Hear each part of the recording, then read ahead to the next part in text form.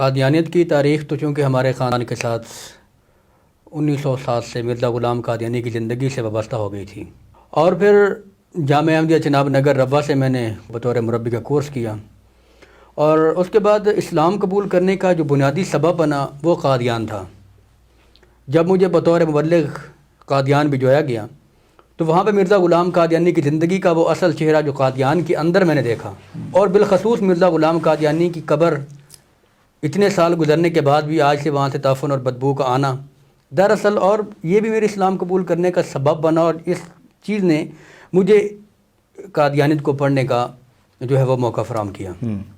और फिर मिर्ज़ा ग़ुलाम कादियानी की ज़िंदगी जो कादियान के अंदर हिंदू और सिख मज़हब की तरफ से मुझे मिर्ज़ा ग़ुलाम कादियानी की ज़िंदगी का असल चेहरा देखने को मिला, तो वो एक शरीफ और नफ्स इंसान का नहीं था।